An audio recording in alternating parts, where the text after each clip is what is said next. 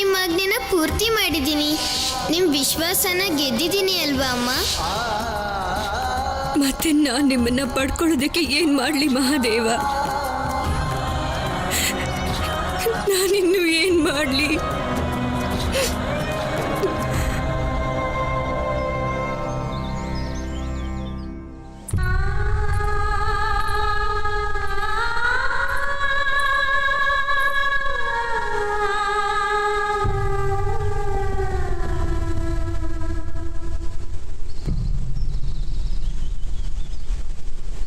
ನನ್ನ ತಪ್ಪಿಗೆ ಇನ್ನು ಎಷ್ಟು ಶಿಕ್ಷೆ ಕೊಡ್ತೀರಾ ಮಹಾದೇವ? ಇನ್ನು ಎಷ್ಟು ಸಹಿಸ್ಕೋಬೇಕು? ಆದ್ರೆ ನನಗೆ ಗೊತ್ತಿದೆ, ಆ ವಿಷವೃತ್ತದ ಸಂಕಟದಿಂದ ನೀವೇ ನನ್ನ ಕಾಪಾಡಿದ್ದು ಅಂತ. ಹಾಗಿದ್ಮೇಲೆ ನೀವು ನಿಮ್ಮ ಪಾರ್ವತಿನ ಕಡೆಗಣಿಸಿದ್ರು ಕೂಡ ಅದು ನಿಮ್ಮ ಪ್ರೀತಿಯ ಭಾಗ ಅಂತ ನಾನು ಅಂದ್ಕೊಂಡಿದ್ದೀನಿ.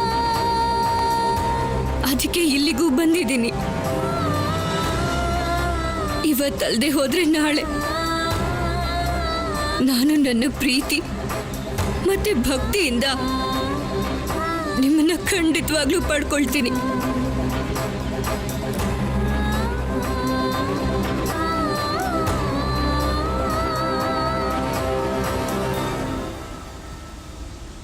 ಪಾರ್ವತಿ, ಅಮ್ಮ,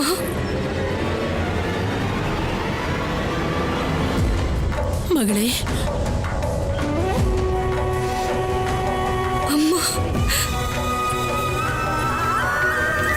ಅಮ್ಮ, ಅಮ್ಮ. ಸುಮ್ಮನಿರು ಮಗಳೇ, ಅಳಬೇಡ.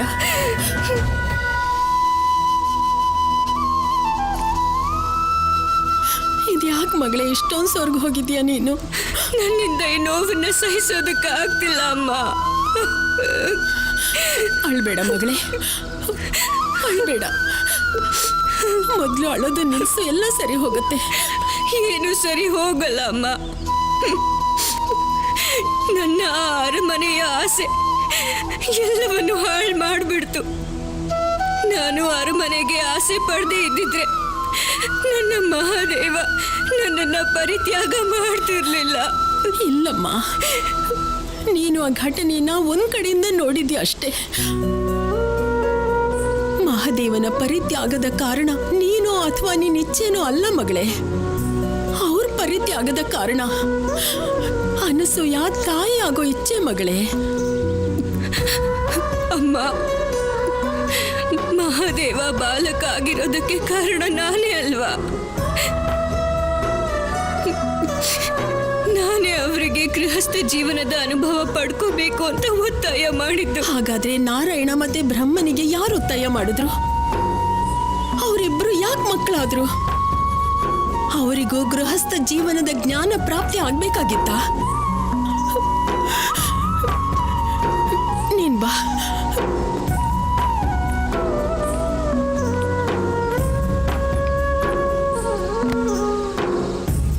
ಪಾರ್ವತಿ, ನೀನ್ ಯಾವತ್ತೂ ಕಣ್ಣೀರು ಹಾಕಬಾರ್ದು. ನಾನು ಬಂದಿದ್ದೀನಲ್ಲ, ನಾನೆಲ್ಲ ಸರಿ ಮಾಡ್ತೀನಿ. ಯಾಕೆಂದ್ರೆ ಈ ಸಮಸ್ಯೆಗೆ ಪರಿಹಾರ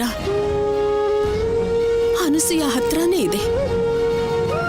ಅವಳು ನನ್ನ ಬಾಲ್ಯದ ಗೆಳತಿ. ನನಗೆ ಪೂರ್ತಿ ವಿಶ್ವಾಸವಿದೆ ಅವಳಿಗೆ ನನ್ನ ಮಾತು ಅರ್ಥ ಆಗುತ್ತೆ ಅಂತ. ಮತ್ತೆ ತ್ರಿಮೂರ್ತಿಗಳನ್ನ ತನ್ನ ಮಾತೃತ್ವದ ಬಂಧನದಿಂದ ಮುಕ್ತಿ ಕೊಡ್ತಾಳೆ.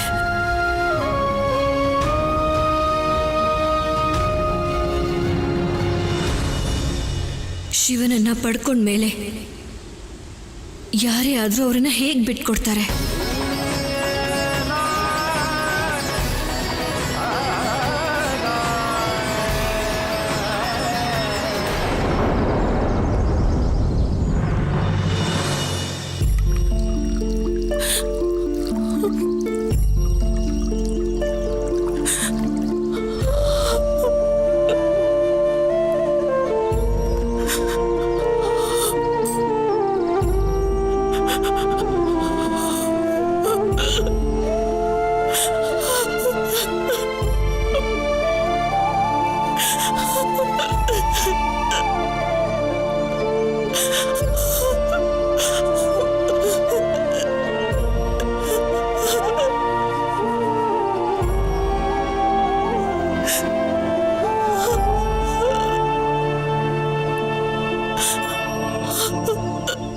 ನನಗರ್ಥ ಆಗುತ್ತೆ ದೇವಿ.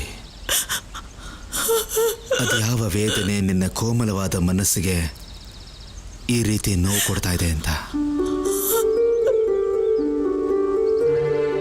ನಿನ್ನೆ ನಡೆದಿರೋ ದೈವಿಕ ಘಟನೆಗಳು ಯಾವುದೇ ಸಾಮಾನ್ಯ ಮನುಷ್ಯನ ಕಲ್ಪನೆಗೂ ನಿಲುಕದೇ ಇರುವಂಥದ್ದು. ಇಂಥ ಕಲ್ಪನೆಗೂ ಮೀರಿದ ವಿಷಯಗಳನ್ನ ಅರ್ಥ ಮಾಡ್ಕೊಳ್ಳೋದಕ್ಕೆ ಪ್ರಯತ್ನ ಪಡೋದು ವಾಸ್ತವದಲ್ಲಿ ಬಹಳ ಕಠಿಣ.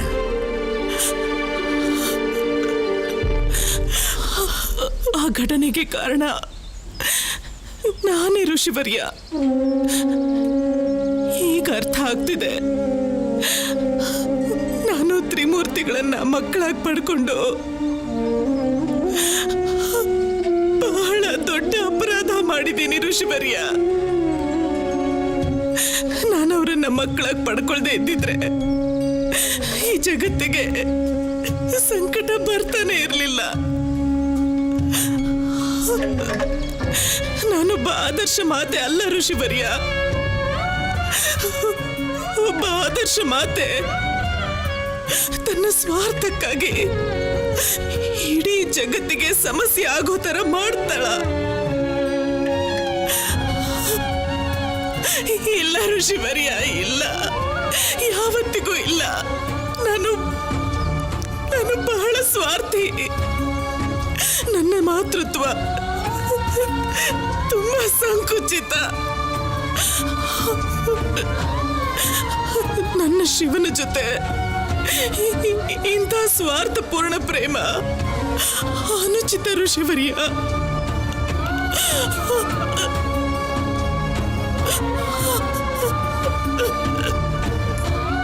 ದೇವಿ, ನಿನ್ನ ಪ್ರೀತಿ ಸ್ವಾರ್ಥ ಆಗಿದ್ದಿದ್ರೆ, ನಿನ್ನ ಮಾತೃತ್ವಕ್ಕೆ ಗೌರವ ಇಲ್ದಿದ್ರೆ, ಆ ಮಹಾನ್ ತ್ರಿಮೂರ್ತಿಗಳು ಹೀಗೆಲ್ಲ ನಿನ್ನ ಸೆರಗನ್ನು ಹಿಡ್ಕೊಂಡು ಹಿಂದೆ ಮುಂದೆ ಓಡಾಡ್ತಾ ಇದ್ರಾ?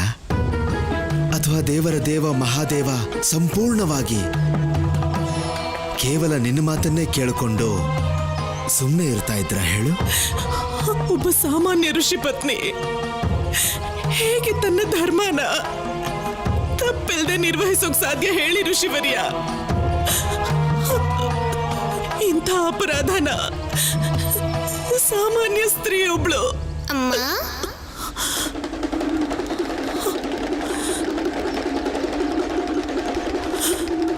ನೀವು ಸಾಮಾನ್ಯ ಅಲ್ವೇ ಅಲ್ಲ.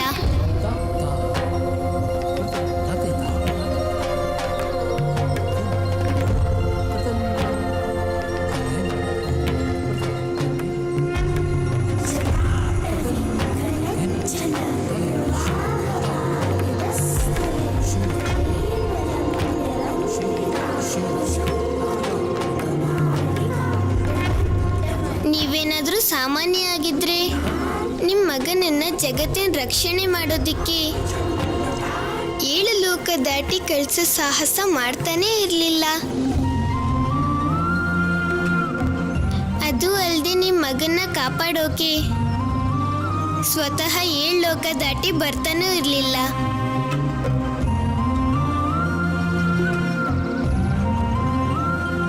ನೀವು ನಿಮ್ಮ ಸಾಮಾನ್ಯ ಮಗನನ್ನ ಯಾವತ್ತೂ ಬಿಟ್ಟು ಹೋಗ್ಬೇಡಿ ಅಮ್ಮ. ಅಮ್ಮ ಇದ್ರೇನೆ ಮಗ ಪೂರ್ಣ ಆಗೋದು. ಅಮ್ಮ ಇಲ್ಲದೆ ಇದ್ರೆ ಮಗ ಪೂರ್ಣ ಆಗೋದಿಲ್ಲ.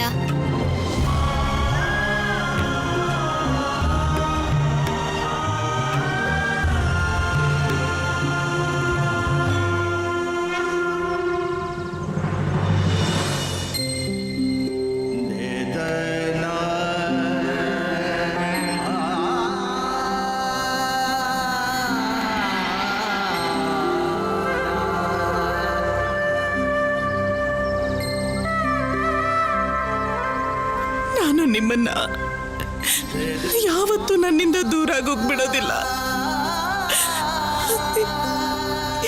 ಯಾವತ್ತೂ ಬಿಡೋದಿಲ್ಲ.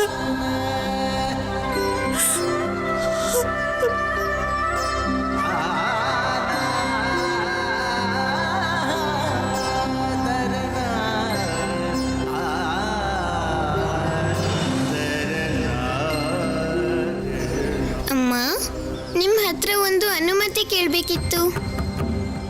ಹೇಳು. ನಮ್ ಹೊಸ ನೆರೆಮನೆ ಗೆಳತಿಗೆ ಧನ್ಯವಾದ ಹೇಳೋದಿಕ್ಕೆ ಅವ್ರ ಮನೆಗೆ ಹೋಗ್ಬೇಕಿತ್ತು ಅಮ್ಮ. ಹೋಗೋದಿಕ್ಕೆ ಅನುಮತಿ ಕೊಡ್ತೀರಾ? ಇನ್ನು ನಿನ್ನ ಬಂಧನದಲ್ಲಿಡಲ್ಲ ಶಿವ. ಯಾಕಂದ್ರೆ ನೀನ್ ಎಲ್ಲ ಬಂಧನಗಳಿಂದ ಮುಕ್ತ, ಸ್ವತಂತ್ರ. ಹೋಗ್ಲಾ ಅಮ್ಮ?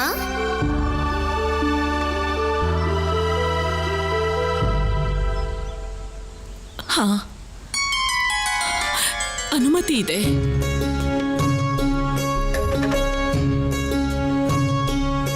ಆದ್ರೆ ಬೇಗ ಬಂದ್ಬಿಡು. ಹಾ ಅಮ್ಮ, ನಾನು ಬೇಗ ವಾಪಸ್ ಬರ್ತೀನಿ.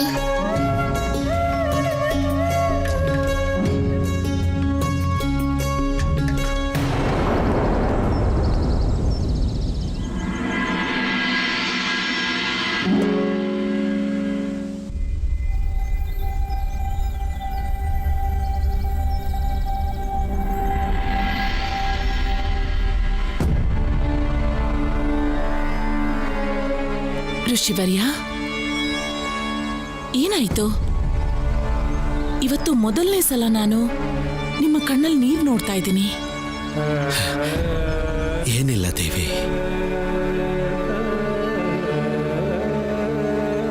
ನಿನ್ನೆಯ ಘಟನೆಗಳಿಂದ ನನಗೆ ಮಹಾನ್ ತ್ರಿಮೂರ್ತಿಗಳ, ಅದರಲ್ಲೂ ನಮ್ಮ ಮಹಾದೇವನ ಜನ್ಮದ ರಹಸ್ಯ ಏನಿರ್ಬೋದು ಅಂತ ಅರ್ಥ ಆಗಿದೆ. ಏನ್ ರಹಸ್ಯ ಋಷಿವರ್ಯ? ಸಾಮಾನ್ಯ ಮನುಷ್ಯರ ಪವಿತ್ರವಾದ ಶಕ್ತಿನ ಜಾಗೃತ ಮಾಡೋದಕ್ಕೆ ಬಂದಿದ್ದಾರೆ ಮಹಾದೇವ.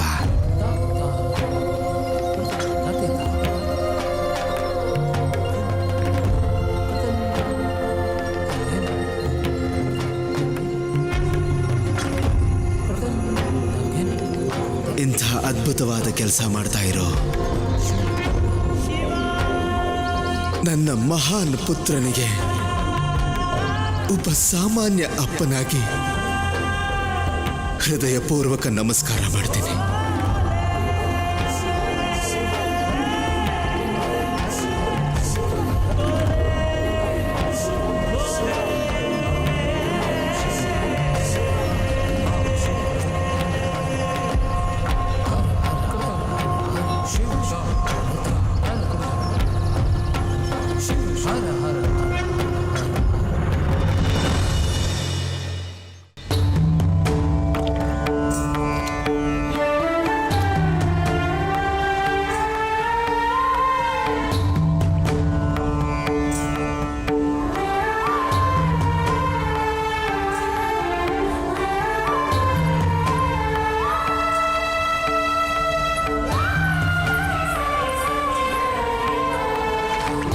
ಪಾರ್ವತಿ, ಇದ್ಯಾಕೆ ಇಷ್ಟೊಂದು ಮಣ್ಣು ಕಲಿಸ್ತಾ ಇದೆಯಲ್ಲ? ನನ್ನ ಮಹಾದೇವನನ್ನ ಬಾಲರೂಪದಲ್ಲಿ ಪಡ್ಕೊಳ್ಳೋದಕ್ಕೆ.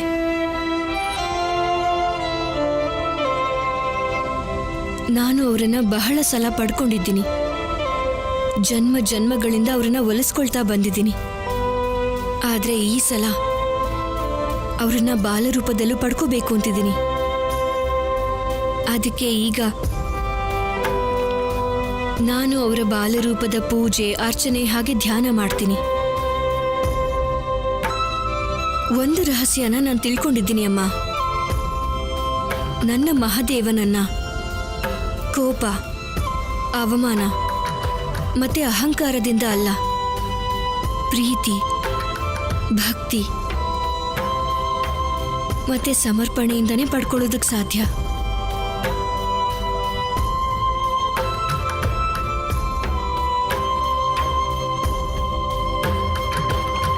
ಅಲ್ಲದೆ ಬಾಲಶಿವನನ್ನ ಒಲಿಸ್ಕೊಂಡ್ರೇನೆ ನನ್ನ ಮಹಾದೇವನ್ನ ಪಡ್ಕೊಳ್ಳೋಕ್ ಸಾಧ್ಯ.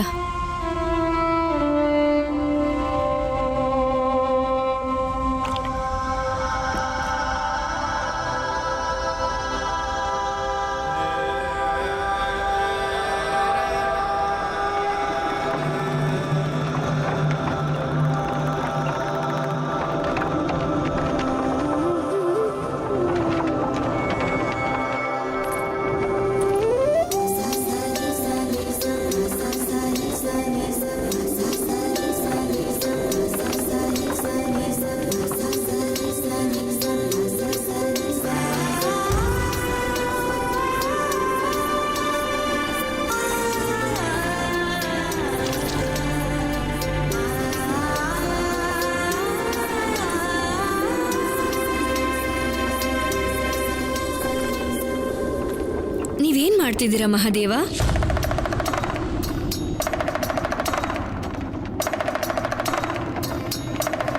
ಮಡಿಕೆ ಮಾಡ್ತಾ ಇದ್ದೀನಿ. ಅದು ನಶ್ವರದ ಪ್ರತೀಕ, ಮಣ್ಣಿಂದಾನ? ಆಶ್ಚರ್ಯದ ವಿಷಯ ಮಹಾದೇವ. ಸಂಸಾರದಿಂದ ದೂರ ಇರೋ ನೀವು ಸಾಂಸಾರಿಕ ಮಣ್ಣಿಂದ ಸಾಂಸಾರಿಕ ವಸ್ತುನ್ ಮಾಡ್ತಿದ್ದೀರಾ. ಆದ್ರೆ ಯಾಕೆ? ನಮ್ಮ ಜಗತ್ತಿಗೋಸ್ಕರ. ಯಾರು ಆ ನಿಮ್ಮ ಜಗತ್ತು? ನನ್ನ ಜಗತ್ತು ನೀನೇ ಪಾರ್ವತಿ.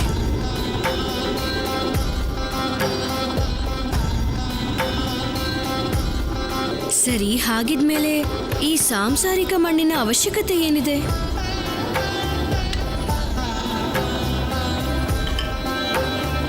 ಅನಶ್ವರತೆ ಜೊತೆಗೆ ನಶ್ವರತೆ ಸೇರ್ಕೊಳ್ಳೋದೇ ಜೀವನ ಪಾರ್ವತಿ. ಅರ್ಥ ಆಯ್ತು ಮಹಾದೇವ. ನಮ್ಮ ವಿವಾಹ ಆದ್ಮೇಲೆ ಇಬ್ರು ಸೇರ್ಕೊಂಡೇ ಜಗತ್ತನ್ನ ನಡೆಸಬೇಕಲ್ಲ.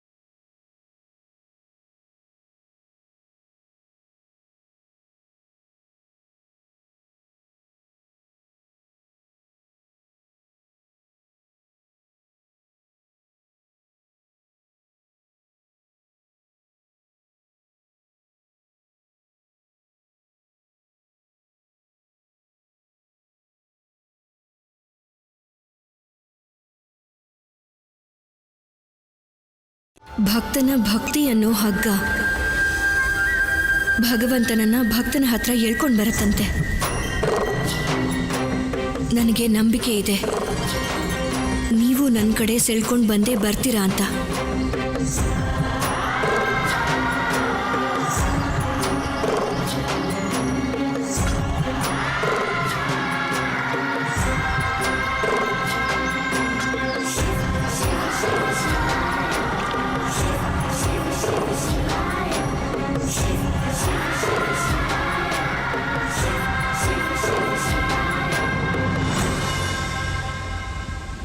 ಗೆಳತಿ